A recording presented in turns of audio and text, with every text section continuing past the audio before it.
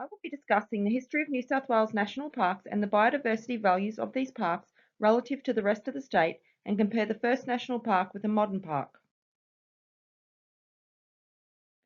National parks in New South Wales are today appraised for their cultural, natural and social values. But this wasn't the case when the first national park, the Royal National Park near Sydney, was established in 1879, valued for its aesthetics above all. Romantics of the era lobbied for a park that could be used to escape overcrowding and unsanitary city conditions. Idyllic picnics were enjoyed in a setting of dammed rivers, new buildings, and exotic grasses and plants. Along with better work conditions and better transportation came increased visitor numbers and an intensified interest in nature. The park had the important role of marking the beginning of conservation in Australia and the national park system.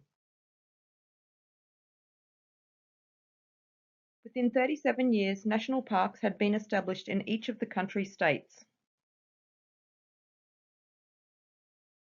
Established in January 2001, the Aboriginal-owned Goolagga National Park lies near the south coast of New South Wales. Goolagga is spiritually significant to the local Aboriginal Yuin people, especially the Aboriginal women who know her as Mother Mountain, important in ceremony, childbirth and storytelling. The land is also home to remnant rainforests and threatened native plant and animal species. Modern parks have natural, cultural and social values, whereas parks like the Royal National Park were valued more for their aesthetics but laid a good foundation for the current national park system. Australia's National Reserve System covers 22% of Australia's landmass and is based on a scientific framework guiding management of non-governmental land.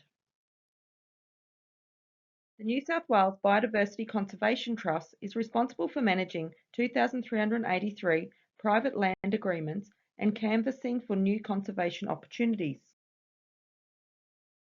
Priority investment areas include having the Trust sign conservation agreements with a further 120 private landholders for underrepresented or unrepresented landscapes by 2038.